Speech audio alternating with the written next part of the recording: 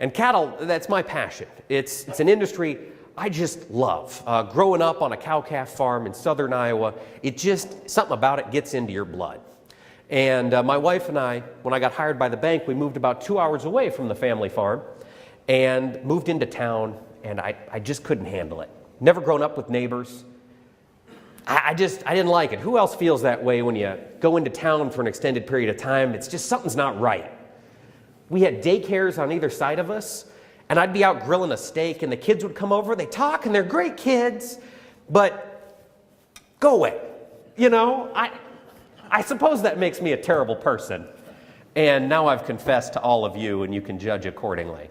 But couldn't put up with it much longer, so about a year ago, we found a feedlot that was for sale just outside Grinnell. Hadn't been used in about 5 years, so it needed a lot of work, but it was a perfect fit for us.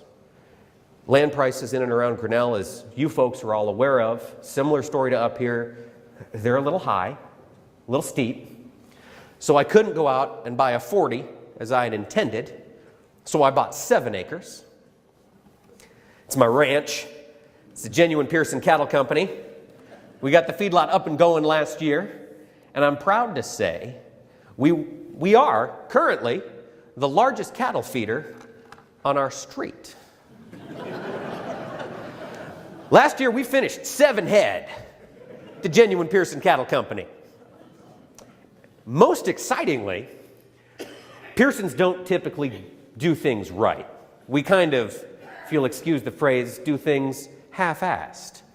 And that's kind of how it's been, but I lucked into it this year. My wife grew up in town in southern Iowa, didn't really have a lot of experience with livestock, didn't have a lot of experience on the farm beyond brothers worked at one in the summer and, you know, people at church were farmers. My wife had never loaded cattle before. And importantly, my wife had never loaded cattle with a Pearson before this year. We don't believe in chutes and head gates, fancy things like that. We believe in parking 2 trucks in a V and running the cattle into them. And that's how I was raised. So that's how we were loading cattle. And needless to say, loading cattle never goes smoothly for the Pearsons, as you can probably imagine. So my wife was late to work the day we loaded cattle. We had 2 get out and they jumped a fence, and it was a nightmare. And Heidi, bless her soul, was shouting at me, saying very, very unchristian things at me, and was late to work and was furious, and I couldn't sleep in the bed for about a week. But we got the check from the sale barn. And I tell you what, if there was 1 year to start farming and to introduce a woman to farming who's never used to it, by God, thank you, Lord, that it was in the year that we had record high cattle prices. Because I showed her that check, and we went down to the bank, and we're buying more cattle. So the genuine Pearson Cattle Company gets to live to fight another day. I'm very excited about that. And that same excitement is felt throughout the cattle industry for a lot of producers. It's a mix of excitement as we look at the possibilities that are out there, and it's also a mix of trepidation and a little bit of fear as we look at, holy cow, what am I paying? What are they wanting for an 8-weight calf? What's the packer willing to pay? But the story in cattle fundamentally is one of the most, excuse the pun, it's the most bullish market we've got in commodities today. And it's a function of 3 things.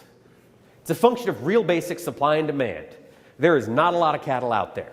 Between the drought in the Southwest that started 3 years ago, the drought of 2012 last year, the situation in western South Dakota, the high price of corn, we've been liquidating the cattle herd.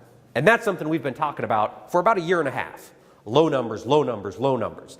Everybody in the industry, the market forecasting industry, everybody we had on Market to Market thought last December we were going to begin to see a string and a rise in cattle prices. And we didn't. It didn't happen. Who else was confused this spring as we kept watching cattle prices fall? Didn't happen, didn't happen. Then come May, and it looked like we were going to get a decent corn crop in the ground. Then we roll into June, and it looks like the corn that got planted is coming up real nice. And then throughout the summer, we could see that we were going to have cheaper feed on the horizon. And that got a little bit more excitement into the market. Those two things, combined with a third essential fact, have brought this market to where it is today. And that fact is demand, folks. We hear a lot about the economy slowly recovering. We're still wallowing in a recession if you talk to a lot of people. But one thing that's interesting with the cattle market, people go out for a steak to celebrate. They always have, and they always will. Steak is a food that you eat when you're flush. It's not lobster, but it's between lobster and pork. And we're willing to spend that money on prime cuts of steak when we feel our wallets are a little bit fatter.